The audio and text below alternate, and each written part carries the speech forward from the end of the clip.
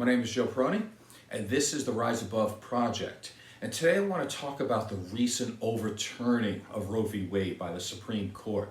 Now, I know a lot of people have been talking about this, so it might be a little bit difficult for me to add something new to this. But I think I have a lot of new things to say, and I'm definitely going to try my best. As a matter of fact, I had so much to say that I'm deciding to make this at least a two-part show. I'd like to talk about in another show the difference between pro-life versus pro-birth. That's something that really needs to be talked about, and I don't think the media is talking enough about that subject. I also want to talk about the ramifications of Roe v. Wade and what we can expect. And as again, I'm a marriage and family therapist, so I'm going to have a lot to say about that subject. But today, what I really want to do, I want to talk about some of my personal thoughts and give you a full self-disclosure on where I stand. And then I would like to talk about who should we blame or who should we give credit to, depending on where you stand on the subject, of how this ever happened, of how Roe v. Wade was overturned. So let's start from the beginning. Full self-disclosure for you. Obviously, you can see I'm a man. I'm 57 years old, and I'm white, obviously. How do I vote? Well, I started voting when I was 19 years old. Now, I wanted to vote when I was 18, but there were no elections then. So the first time I was allowed to vote, I was 19. This was 1984, and I voted. Since then, I have voted in every single election that I could, all the way up until now. How have I voted? I have no problem telling you. You'll get an understanding of where I stand. I always vote Democrat, and I am a liberal, period. We're looking at actually I'm filming this on July 24th, which is really interesting, Independence Day, freedom. That's a funny word these days. In the year 2022, I cannot see me ever voting conservative, ever. There's nothing about that party that interests me. There's nothing that aligns with my values. And I just cannot vote conservative or Republican. It's not going to happen. So that's where I stand as a personal, as an individual. So today, again, we're going to talk about who's to blame or who gets credit for overturning Roe v. Wade. And I think we have to start asking some questions right at the top. Like, what does it mean to be an American? It's a very important question, I believe, and we can get to our answers. Well, again, July 4th. What does it mean to be an American? We say freedom. Americans were so free.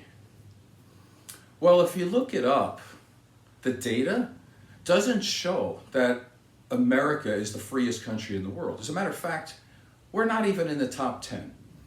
And now, by overturning Roe v. Wade, we have the dubious distinction of being not, our new legislation here puts us in company with third world nations because there's no first world nations that go along with what we believe now.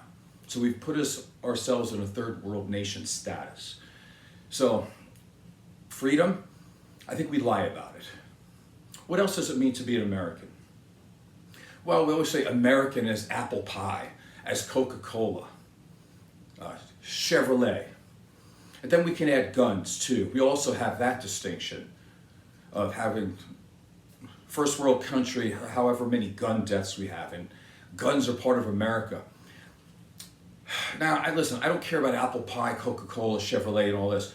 Really what it comes down to, those are all products made by people. So really, what is it?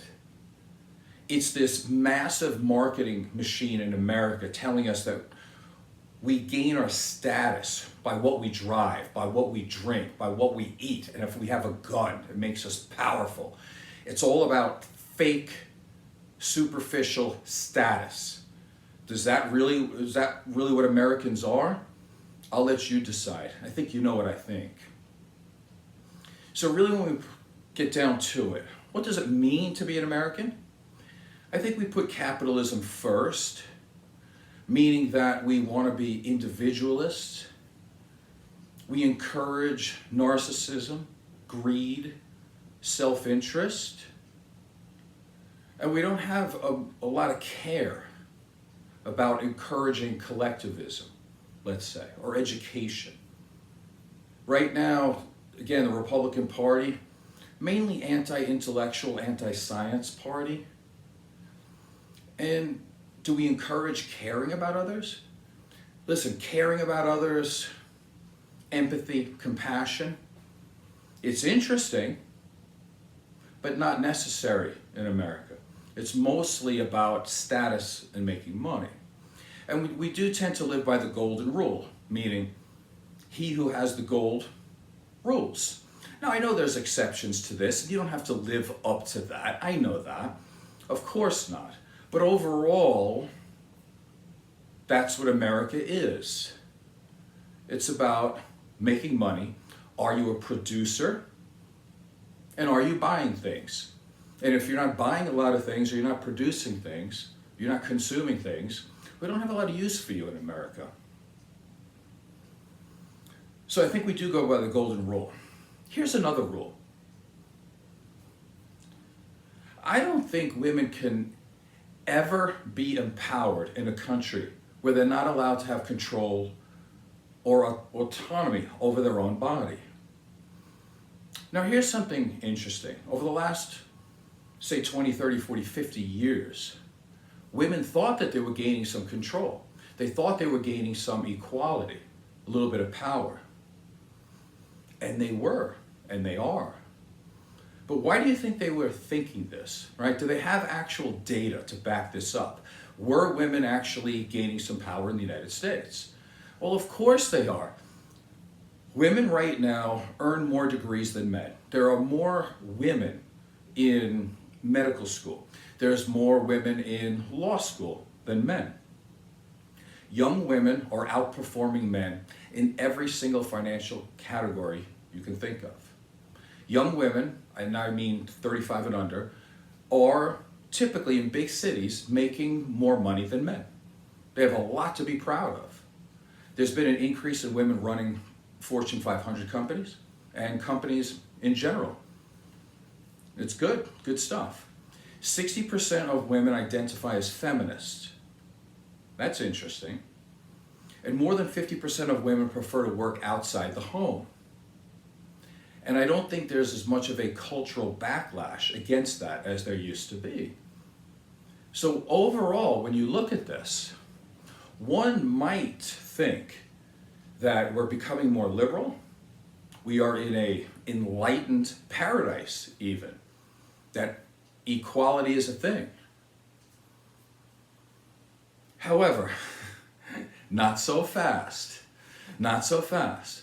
So going back to my original question here of really what I want to get down and talk about. Who threw women under the bus?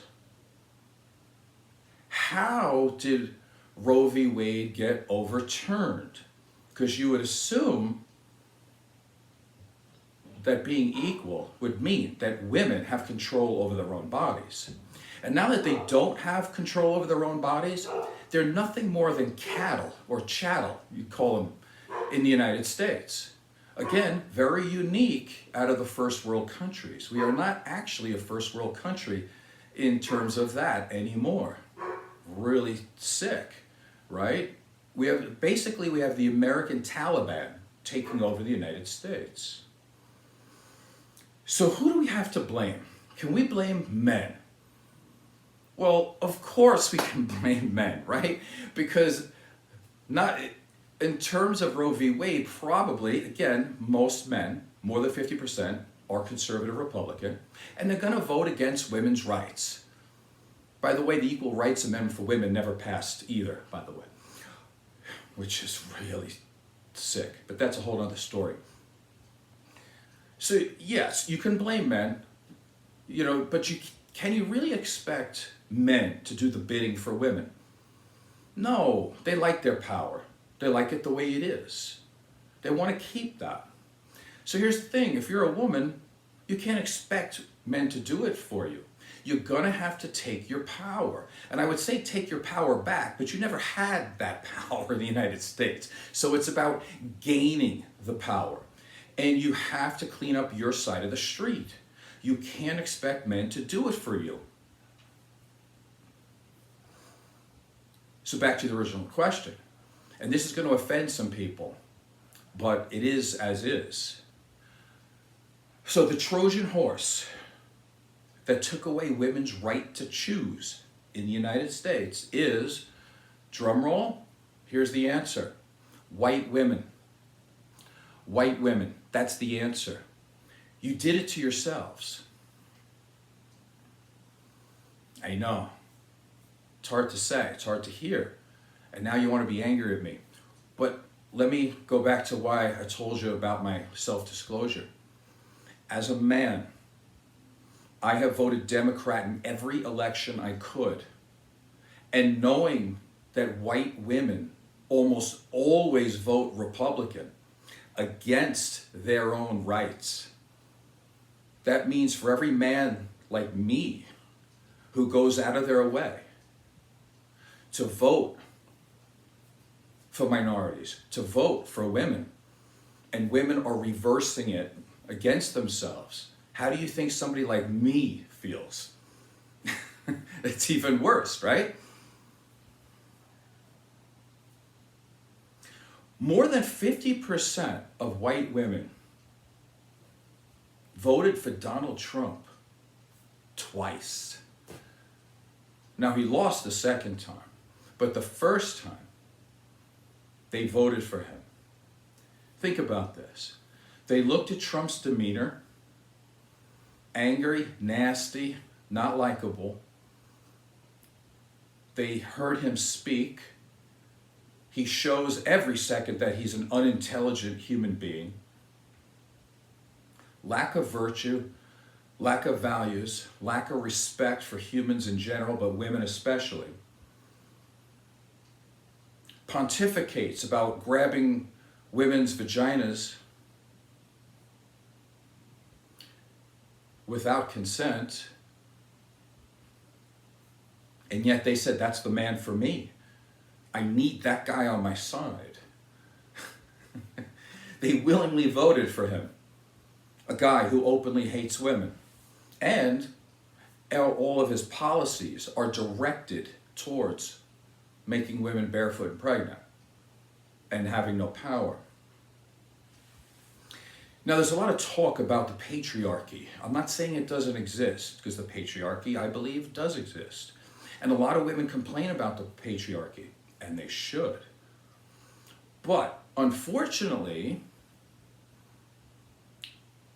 most, not all, most white women uphold the patriarchy. And this is a good example. You literally went out of your way to vote for a person who told you they were going to take away your rights, and you voted for them anyway. And a man like me is voting on the other side, trying to help you. And you voted your rights away, and now we're going to complain about it. Listen, decisions have consequences. Something interesting too, Trump beat Hillary. Here's the funny part. Up until the election, Hillary Clinton, for 10 years in a row, was voted the most motivational, inspirational woman by women. Women loved her. But then when men started tearing her apart, saying that she was a bad person all of a sudden, someone you couldn't trust, women turned on her. How does that happen? Listen, when you develop a true, real self, you don't let guys tell you what to do and you vote against your best interest. It doesn't work. Women's empowerment is a great thing. Women going to college more than men is a great thing. But the problem with it is that if you want to have full responsibility over your life, you have to follow through. And going to school is an amazing thing. Graduating is even better. But if you don't follow it up by entering into a career, why bother going to school? For over 10 years now, women have been outpacing men in college and in law school and in medical school. Are they outpacing them as doctors and lawyers and people with higher paying jobs? No. You got to answer for that. And you can't just say it's because men on purpose don't want to pay women. That doesn't make sense. If you have a business and there's about a 10% profit margin in order for them to do well, they should hire a bunch of women then, right? That they're not paying much, and then that would make them rich overnight by hiring women. That doesn't make sense. Most of the truth is that women don't follow through after college. And I know that's hurtful, but listen, I'm on your side.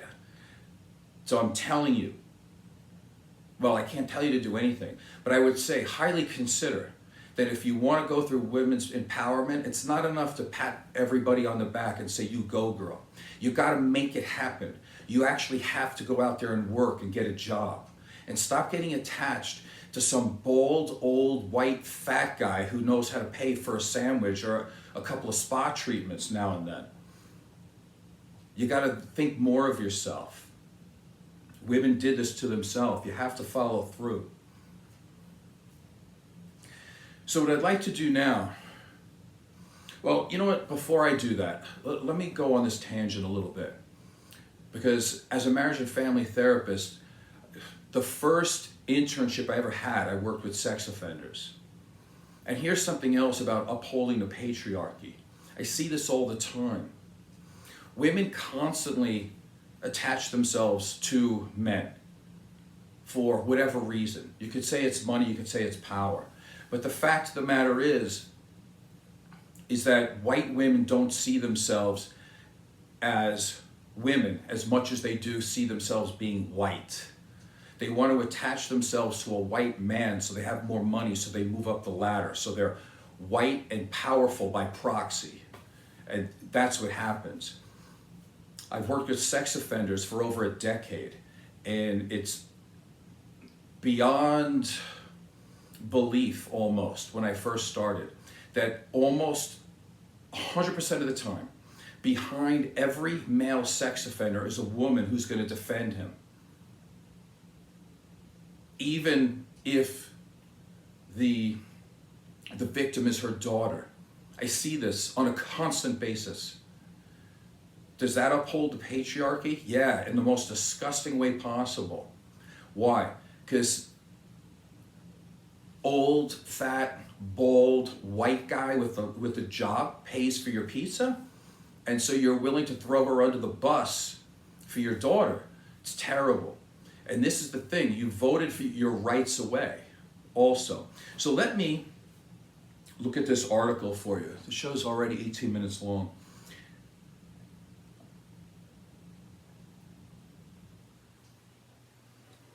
This is going to highlight some of the things that I've already been talking about. This article is by Renee Graham, and the title of it is White Women Voters and the Dismantling of Democracy. Interesting stuff. She starts off by saying, Glenn Youngkin is Virginia's governor-elect. White women helped seal the deal. Exit poll estimates indicate about 57% of white women voted for the first-time Republican candidate, ensuring his victory. Generally, Republicans, including Youngkin, stand for weakening reproductive rights, and they're against policies like paid family leave. On the surface, these issues seem that one might assume that most women would be in favor of. Yet, that assumption has been proved wrong over and over again. All politics are identity politics, and with white women supportive Republicans, the identity that seems to take precedence is race, not their gender. 2 years into Trump's presidency, I had a conversation with Stephanie E. Jones Rogers about her book entitled, They Were Her Property, White Women as Slave Owners in the American South. Long after the infamous Access Hollywood tape revealed Donald Trump on a hot mic bragging about grabbing women's genitals without their consent, political pundits were still parsing how a man accused of sexual misconduct by more than 24 women, and he garnered about 52% of white women voters in 2016. In her book, she deflated the falsehood that white women were at best tangential participants through nearly 250 years of chattel slavery. She recognized them as the ideological ancestors of the women who put Trump in the White House. What begins in the colonial period is the emergence of a racially divided social order where whiteness has a value that being a woman just does not have. So again, most of these white women attach themselves to a white man who has no thought that equality is a good thing for women or minorities. And so they become white man by proxy. Think about how disgusting that is. I see time and time again in my research that when white women are given a choice, they overwhelmingly choose to be empowered by whiteness and to embrace white supremacy.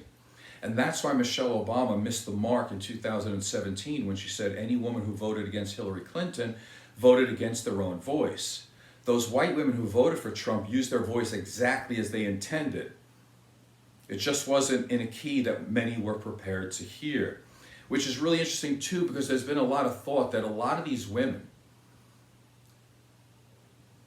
they are liberal, they do care about themselves, they would vote for women's issues, but they're afraid of their husbands. According to this and some data that's out there, most data, is that that's not true. They connect to these men and they really feel that way. If they're attached to a white man who basically hates black people and hates minorities and doesn't really care about the rights of women, they don't care as long as they're attached to that man. White women who vote Republican seek to maintain their privilege. This means voting against candidates who back policies that could alter the racial inequalities that keep the deck stacked in a white supremacy favor. I've long suspected that some white people oppose legislation that would help all regardless of race, because what they're really against is anything that could erode their unearned power by leveling the field for historically disadvantaged groups. This is why 63% of white Alabama women voted for Roy Moore, a Republican and accused sexual predator, when he unsuccessfully ran for the Senate in 2017. And only 31% of white women in Georgia voted for Reverend Raphael Warnock. Let's go over this for a second. So this Roy Moore guy was accused of being a pedophile, yet 63% of white women voted for him. Only 31% voted for a reverend, but the reverend is black. So think about it. A lot of these people now too that say, oh, I need Roe v. Wade to be overturned because I'm a Christian. Well, when you have a Christian running, you still don't vote for him if he's black, because he cares about all people, not just white people. So it's not about just being Christian, is it? What's really interesting too, you take a look at somebody like Jimmy Carter, who's really looked down upon by Republicans. Jimmy Carter is an evangelical Christian from Georgia. Where are all the evangelical Christians who love Jimmy Carter? It's not about being a Christian. That's garbage. In the hierarchy, they'll say, oh, it's because I'm a Christian. But that's not it. It's their white supremacy that comes first. And if you can nail that, and that person doesn't care about equal rights for minorities or for women, then you'll vote for that person. You don't care. These Republicans and these white women don't care, if a person is Christian or not. That's not the first thing. Listen, there's plenty of nuns that speak out, that Roe v. Wade should be there. All of a sudden we don't like those nuns? Like, that's ridiculous. The elephant in the room is white and female, which I think is an interesting phrasing, because I use the term Trojan horse, but they use elephant in the room. This elephant in the room, this white female elephant in the room, has been standing there since 1952.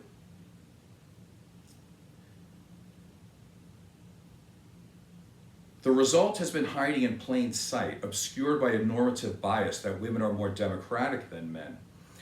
They are, and it's also true that white women are more supportive today of the Democratic Party candidates than white men. But this does not mean that white women are more democratic overall, because they are not.